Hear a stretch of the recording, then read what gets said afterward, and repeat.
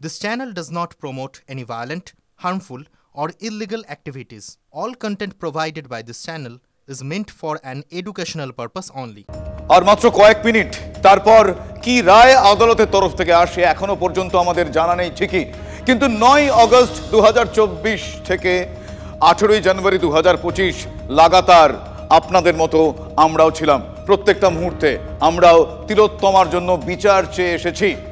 একদিন দুদিন তিন দিন নয়, টানা 162 দিন। এই 162 দিনের মাথায় আজ তিলোত্তমা খুন ধর্ষণ মামলার রায়দান হতে চলেছে। একটু পরেই রায়দান করবে শিয়ালদা আদালত। বিচারক অনির্বাণ দাসের রায়ের দিকেই তাকিয়ে রয়েছে গোটা রাজ্য, গোটা দেশ, পৃথিবী। আমার সহকর্মী সুশোভন এই মুহূর্তে শিয়ালদা আদালত চত্বর থেকে আমার সঙ্গে সরাসরি রয়েছেন। সুশোভন, আর কিছুক্ষণ পরেই জানতে পারা যাবে, কি জানতে পারা যাবে আমরা এখনো জানি না। এই মুহূর্তে সেই এলাকার ছবিটা একটু আমি জানতে চাইবো, একটু আর কি কি জানা যাচ্ছে এখনো পর্যন্ত একটু বলো।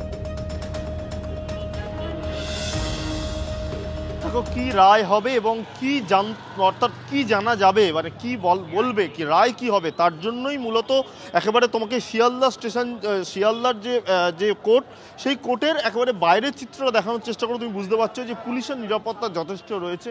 আর ঠিক একইভাবে কিন্তু যারা মূলত এখানে দেখা যাচ্ছে যে একেবারে দেখানোর চেষ্টা করবো, দেখো অনেকে এসছেন এবং বিক্ষিপ্তভাবে বিভিন্ন জায়গায় তারা কিন্তু একেবারে জমায়েত করছেন।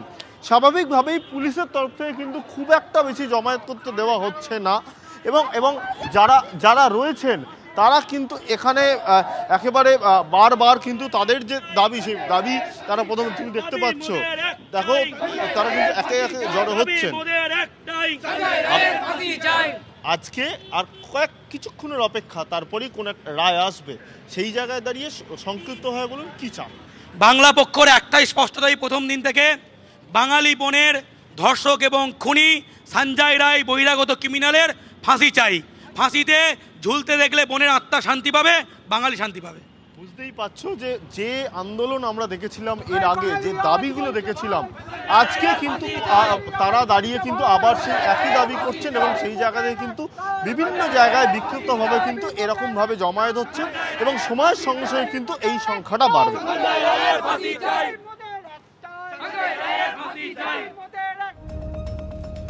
এই মুহূর্তে শিয়ালদা কোর্ট চত্বরে যারা যারা রয়েছেন তাদের তরফ থেকে নানা রকম স্লোগান আসছে। তারা তাদের দাবি দেওয়া বলছেন, বিচারের তারা কি বিচার চান, তারা কি চান সেটা তাদের চাহিদা তারা বলছেন। কিন্তু এই মুহূর্তে ঠিক কি রায় হয় সেদিকে আমাদের অবশ্যই নজর রয়েছে। আপনারা জানেন তিলোত্তমা খুন ধর্ষণ কাণ্ডের তদন্তে নেমে একদিনের মধ্যে সিভিক ভলান্টিয়ার সঞ্জয় রায়কে গ্রেফতার করেছিল কলকাতা পুলিশ। পরে কলকাতা হাইকোর্টের নির্দেশে তদন্ত চালিয়ে ধৃত সঞ্জয়কেই কোট আনকোট একমাত্র অভিযুক্ত হিসেবে বর্ণনা করে সিবিআই চার্জশিট পেশ করে। 11 নভেম্বর বিচার প্রক্রিয়া শুরু হয়। তিলোত্তমার জন্য ন্যায় বিচারের দাবিতে লক্ষ লক্ষ মানুষ পথে নামেন। ফলে অভিযুক্ত সিভিক ভলান্টিয়ারের আজ কি শাস্তি হয় সেদিকে তাকে গোটা দেশ প্রশ্ন হলো, দোষী কি শুধুই একা এই সঞ্জয় রায়? তদন্ত কি সিবিআই এবার গুটিয়ে নেবে আজ রায়দানের পর? আজ যা রায়দান হয় সেই রায়দান কি তিলোত্তমার পরিবার, তার বাবা মাকে শান্তি দিতে পারবে, সন্তুষ্ট করতে পারবে? জানা নেই আমাদের, কিন্তু এই মুহূর্তে অবশ্যই আমাদের বিশেষ নজর রয়েছে কি রায়দান হতে চলেছে।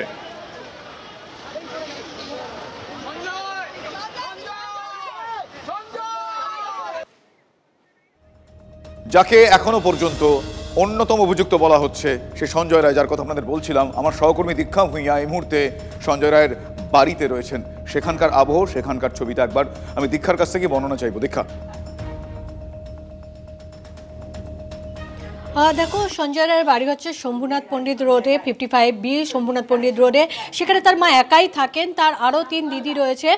তবে মায়ের মানসিক অবস্থা যে স্থিতিশীল নয় সেটা তার কথাবার্তাতেই বলা যাচ্ছে। তার ছবি দেখতে পাচ্ছ, তিনি নিজের মনেই কারোর সঙ্গে কথা বলে যাচ্ছেন। বিশেষ করে আগে থেকেই একটুখানি মানসিকভাবে অসুস্থ ছিলেন এবং তারপরে ছেলের এরকম ঘটনার পরে তার অবস্থা আরও যে খারাপ হয়েছে সেটা তার এক বোনের কাছ থেকে আমরা জানতে পারলাম।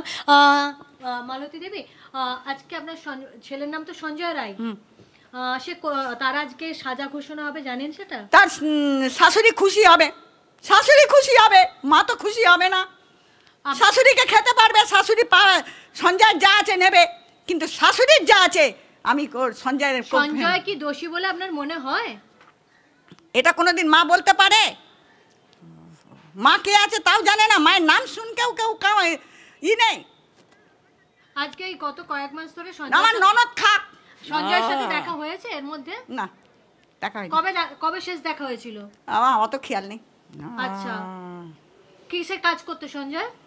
আমি অত খোঁজ নিইনি, ওর বউ জানে, ও সাউরি জানে। কাজ করে, কি কাজ করতো সঞ্জয়? কি কাজ? আমি সে জানি না, আমাকে বলিনি। ওনার বাবাই বলতেন না, তো উনি কি বলবেন? দেখো ওনার মায়ের যে পরিস্থিতি আজকে আমরা একেবারেই তাকে এই মুহূর্তে নানাবিধ প্রশ্নে আর তার কাছ থেকে কি উত্তর আমরা এই মুহূর্তে আবার নতুন করে বলার অপেক্ষা রাখে না, কিন্তু তিনি সত্যি মানসিকভাবে বিপর্যস্ত রয়েছে। আপাতত তোমায় ধন্যবাদ জানাই দীক্ষা। আমাদের এই খবরে অবশ্যই এই খবরে আমাদের নজর থাকবে। আর একটু পরেই তিলোত্তমার জন্য বিচারের যে রায়, সেই রায় আজকে 162 দিনের মাথায় শিয়ালদা কোর্ট রায়দান করতে চলেছে। আমাদের সেই খবরের প্রত্যেকটা মুহূর্তের সবার আগে সেই আপডেট আপনাদের সামনে আমরা তুলে ধরবো। তিলোত্তমার জন্য বিচার চেয়ে আমরা প্রথম দিন থেকে যেভাবে সচেষ্ট ছিলাম, আজও তার অন্যথা হবে।